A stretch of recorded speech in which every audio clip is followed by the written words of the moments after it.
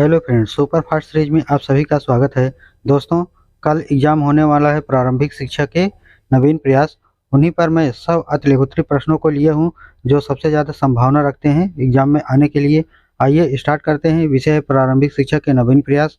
पहला प्रश्न है, निस्यंदन सिद्धांत से क्या आशय है? उत्तर है, निस्यंदन सिद्धांत को अधोमुखी सिद्धांत भी कहा जाता है, जिसके अनुसार शिक्षा का प्रसार समाज के उच्च वर्ग से निम्न वर्ग की ओर होता है।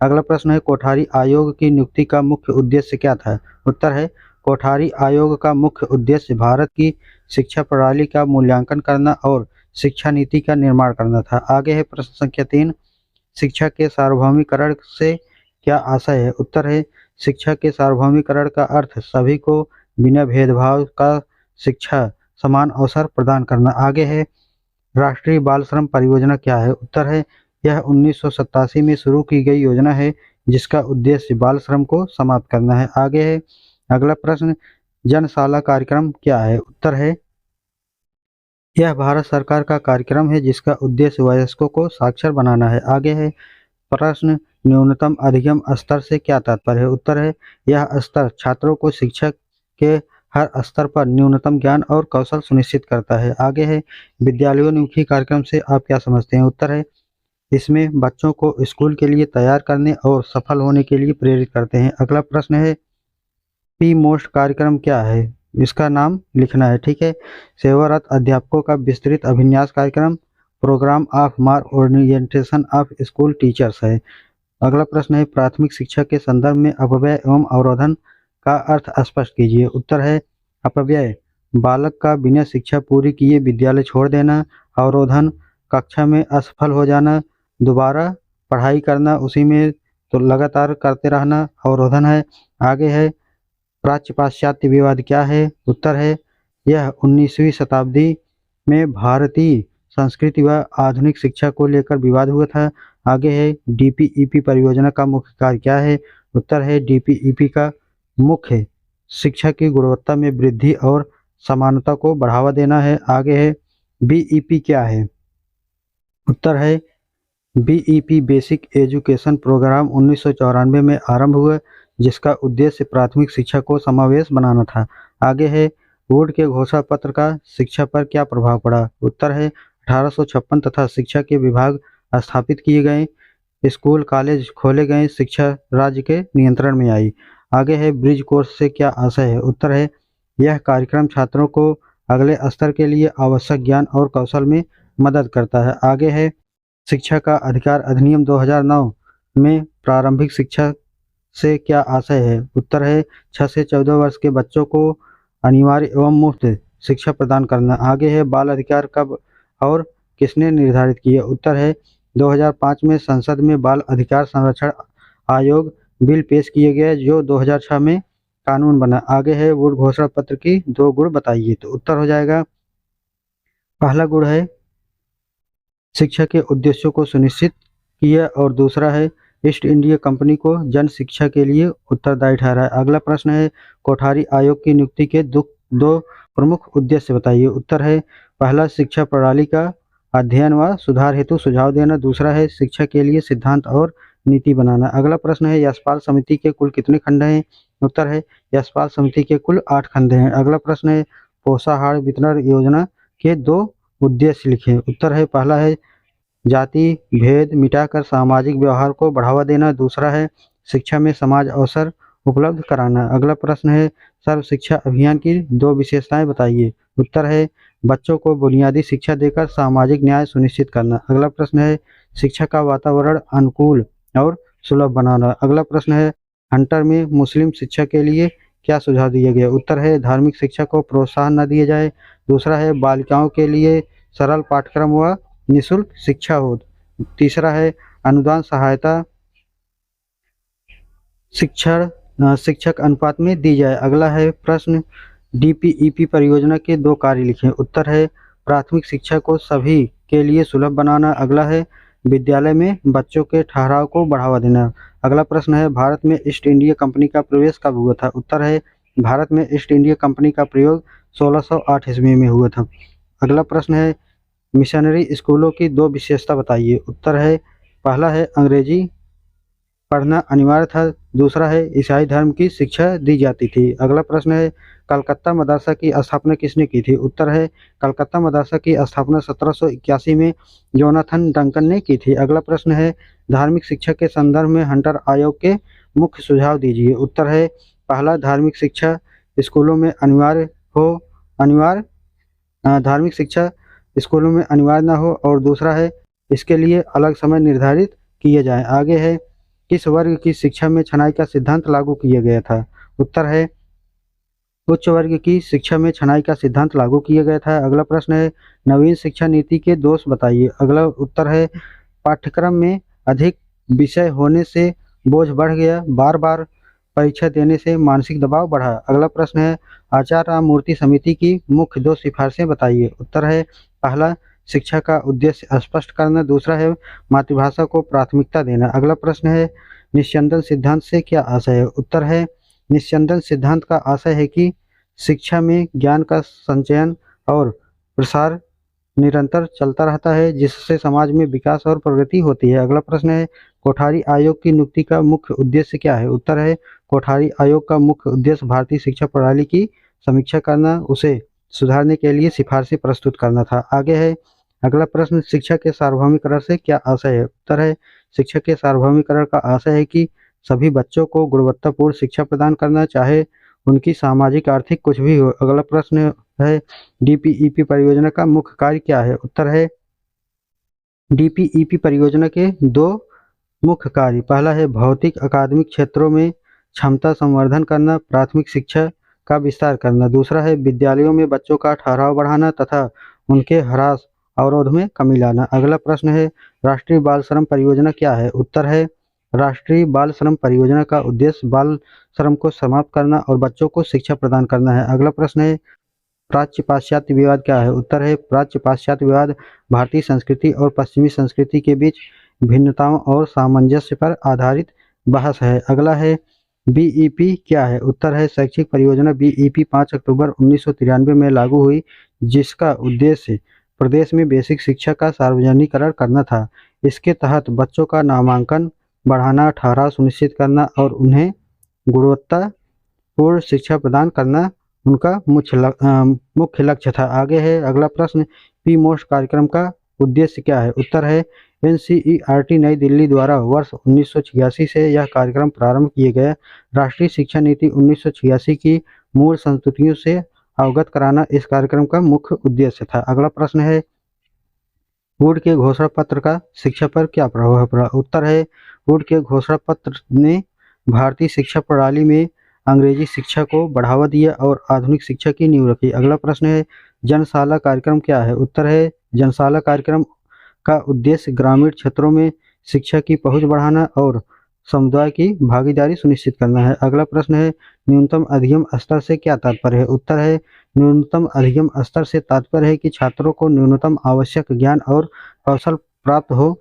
जिससे वे आगे की शिक्षा में सफल हो सकें। अगला प्रश्न है बेसिक शिक्षा परियोजना के अंग कौन कौन से हैं? उत्तर है बेसिक शिक्षा परियोजना के अंगों में पाठ्यक्रम, शिक्षण विधियां, मूल्यांकन प्रणाली और शिक्षक प्रशिक्षण शामिल है। ब्रिज कोर्स क्या है? अगला प्रश्न है उत्तर है ब्रिज कोर्स का आशय है कि छात्रों को एक स्तर से दूसरे स्तर पर संक्रमण के लिए आवश्यक ज्ञान और कौशल प्रदान करना। आगे है राष्ट्रीय पाठ्यचर्चा में छात्रों के प्रति क्या दृष्टिकोण है? उत्तर है राष्ट्रीय पाठ्यचर्चा छात्रों को केंद्र में रखकर उनकी आवश्यकताओं, रुचियों और विकासात्मक स्तर के अनुसार तैयार की जाती है। अगला प्रश्न है नई शिक्षा नीति के दोष बताइए। उत्तर है नई शिक्षा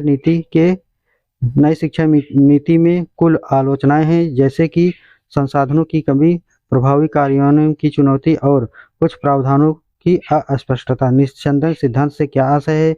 उत्तर है निस्यंदन सिद्धांत का आशय है कि शिक्षा में ज्ञान का संचय और प्रसार निरंतर चलता रहता है, जिससे समाज में विकास और प्रगति होती है। अगला प्रश्न है कोठारी आयोग की नियुक्ति का मुख्य उद्देश्य क्या था? उत्तर है कोठारी आयोग का मुख्य उद्देश्य भारतीय शिक्षा प्रणाली की समीक्षा करना और उसे सुधारने के लिए सिफारिशें प्रस्तुत करना। आगे है अगला प्रश्न शिक्षा के सार्वभौमिकरण से क्या आशय है? उत्तर है शिक्षा के सार्वभौमिकरण का आशय है कि सभी बच्चों को गुणवत्तापूर्ण शिक्षा प्रदान करना, चाहे उनकी सामाजिक आर्थिक स्थिति कुछ भी हो।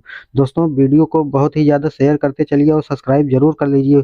वीडियो देखते हैं दोस्तों लेकिन सब्सक्राइब नहीं करते हैं। अगला प्रश्न है, डीपीईपी परियोजना का मुख्य कार्य क्या है? उत्तर है, डीपीईपी परियोजना के दो मुख्य कार्य।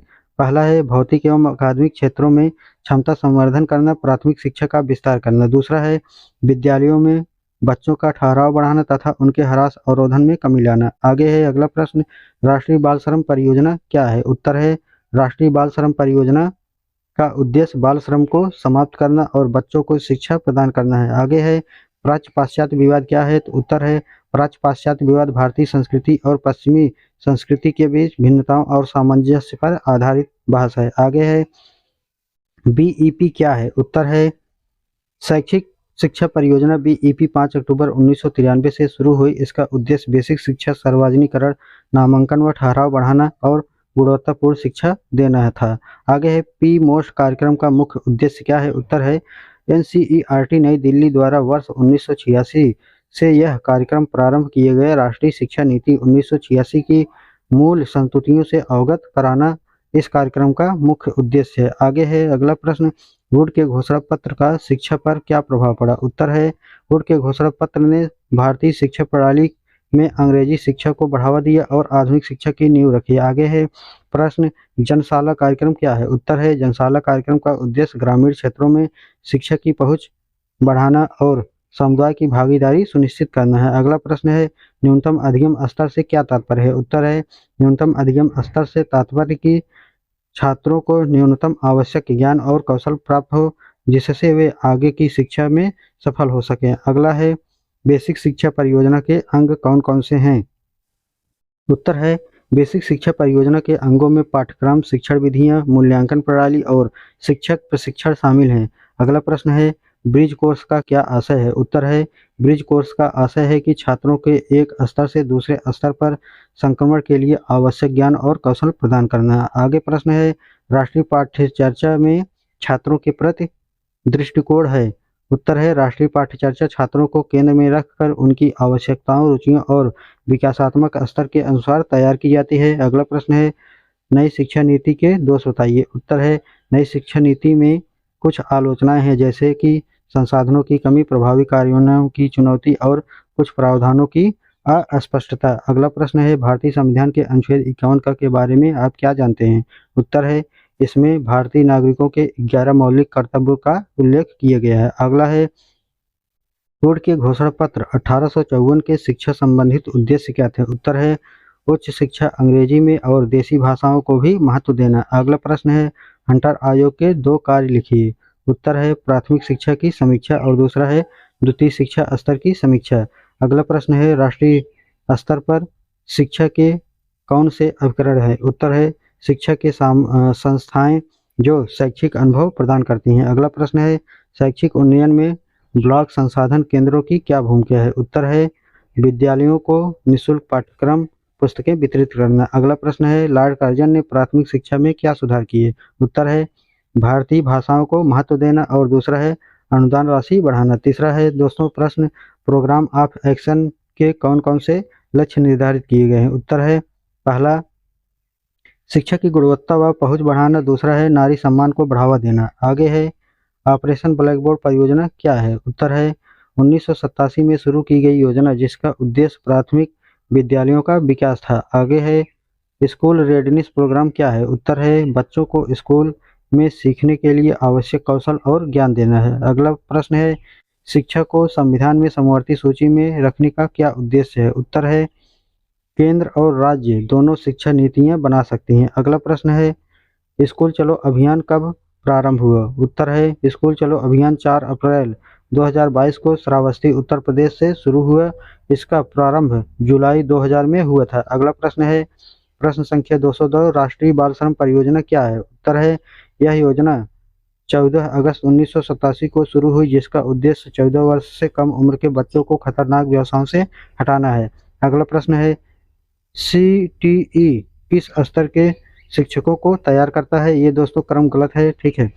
उत्तर है, सीटीई माध्यमिक और उच्च माध्यमिक स्तर के शिक्षकों को तैयार करता है। अगला प्रश्न है, मिड डे मील योजना को स्पष्ट कीजिए। उत्तर है, यह 1995 में शुरू हुई केंद्र प्रायोजित योजना है जिसका उद्देश्य विद्यालय में भोजन देकर शिक्षा को बढ़ावा देना है। अगला प्रश्न है, बिना बोझ के शिक्षा में कितने प्रकार के बोझ बताए गए हैं। उत्तर है, इनमें 2 प्रकार के बोझ बताए गए हैं। पहला है भौतिक, दूसरा है मानसिक बोझ। अगला प्रश्न है, स्वतंत्रता के समय भारत में साक्षरता कितने प्रतिशत थी। उत्तर है, स्वतंत्रता के समय भारत में साक्षरता 12% थी। 14% भी लिख सकते हैं। लॉर्ड मैकाले ने अपने विवरण पत्र में शिक्षा का क्या उद्देश्य बताया है। उत्तर है, भारतीयों को अंग्रेजी शिक्षा का ज्ञान देना और ब्रिटिश राज्य के हितों की रक्षा करना था। अगला प्रश्न है, ऑपरेशन ब्लैक बोर्ड से क्या तात्पर्य है। उत्तर है, इसका उद्देश्य सभी प्राथमिक विद्यालयों में न्यूनतम आवश्यक सुविधाएं उपलब्ध कराना था। आगे है, पोषाहार वितरण योजना में कितनी कैलोरी ऊर्जा दी जाती है। उत्तर है, इसमें बालकों को 450 कैलोरी और 12 ग्राम प्रोटीन दिया जाता है। आगे है, एनसीएफ 2005 किस रिपोर्ट के आधार पर आया। उत्तर है, यह learning without burden report Yashpal के आधार पर आया था। अगला प्रश्न है, शिक्षा के सार्वभौमिकरण से क्या आशय है। उत्तर है, इसका अर्थ सभी को बिना भेदभाव के शिक्षा प्राप्त करने का समान अवसर देना है। आगे है दोस्तों अगला प्रश्न बाल अधिकारों की घोषणा कब और किसके द्वारा की गई। उत्तर है, 20 नवंबर 1989 को यूएनओ द्वारा बाल अधिकारों की घोषणा की गई थी। अगला प्रश्न है, पी मोस्ट कार्यक्रम का पूरा नाम लिखिए। उत्तर है, सेवारत अध्यापकों का विस्तृत अभिन्यास कार्यक्रम, programme of mass orientation of school teachers. अगला प्रश्न है, विद्यालयोन्मुखी कार्यक्रम से आप क्या समझते हैं। उत्तर है, बच्चों को स्कूल जाने के लिए प्रेरित करने वाला कार्यक्रम। अगला प्रश्न है, संपूर्ण साक्षरता अभियान का प्रेरक वाक्य क्या है। उत्तर है, हर हाथ में कलम, हर मन में ज्ञान और साक्षर भारत समृद्ध भारत। अगला प्रश्न है, कस्तूरबा गांधी बालिका विद्यालय का संक्षिप्त परिचय दीजिए। उत्तर है, 2004 में पिछड़े वर्ग की बालिकाओं के लिए यह योजना शुरू की गई थी। अगला प्रश्न है, एनसीईआरटी के प्रमुख कार्य लिखिए। उत्तर है, पहला है शिक्षा में शोध करना, दूसरा है स्कूली शिक्षा के लिए पाठ्यक्रम बनाना। अगला प्रश्न है, डीपीईपी का प्रारंभ किस योजना के आधार पर किया गया। उत्तर है, इसका प्रारंभ नई दिल्ली शिक्षा नीति 1986 और 92 के आधार पर किया गया। अगला प्रश्न है, राष्ट्रीय पाठ्यचर्या सूची 2005 में शिक्षक की क्या दृष्टिकोण है। उत्तर है, शिक्षक बच्चों के सहायक होते हैं जिससे उनकी सृजनात्मक शक्ति का विकास होता है। अगला प्रश्न है, भारत में निःशुल्क एवं अनिवार्य शिक्षा की उन्नति के मुख्य कठिनाई क्या है। उत्तर है, पहला है सामाजिक आर्थिक असमानता, दूसरा है शिक्षकों की कमी। अगला प्रश्न है, संविधान के अनुच्छेद 21(1) के भाग 3 के अंतर्गत मूल अधिकार में क्या निहित है। उत्तर है, संविधान के अनुच्छेद 21(a) के भाग 3 के अंतर्गत 6 से 14 वर्ष के बच्चों को निःशुल्क एवं अनिवार्य शिक्षा की बात कही गई है। अगला प्रश्न है, बाल शिक्षा अधिकार अधिनियम के अंतर्गत क्या निजी ट्यूशन की छूट प्राप्त है। उत्तर है, बाल शिक्षा अधिकार आरटीई नियम के अंतर्गत निजी ट्यूशन की छूट प्राप्त नहीं है। इसका उद्देश्य 6 से 14 वर्ष के बच्चों को निःशुल्क एवं अनिवार्य शिक्षा देना है। अगला प्रश्न है, कलकत्ता मदरसा की स्थापना कब और किसने की थी। उत्तर है, कलकत्ता मदरसा की स्थापना 1781 में प्रथम गवर्नर जनरल वारन हेस्टिंग के द्वारा की गई थी। अगला प्रश्न है, मिशन स्कूलों की 4 विशेषता लिखिए। उत्तर है, अंग्रेजी माध्यम से शिक्षा, दूसरा है ईसाई धर्म की शिक्षा, तीसरा है निर्धारित समय सारणी और चौथा है रविवार को अवकाश। अगला प्रश्न, शिक्षा में छनाई का सिद्धांत से क्या तात्पर्य है। उत्तर है, लॉर्ड मैकाले के अनुसार केवल उच्च वर्ग को शिक्षित करने से शिक्षा स्वतः ही निम्न वर्ग तक पहुंच जाएगी। अगला प्रश्न है, लॉर्ड कर्जन की शैक्षिक नीतियों में शिमला शिक्षा सम्मेलन 1901 की क्या महत्व था।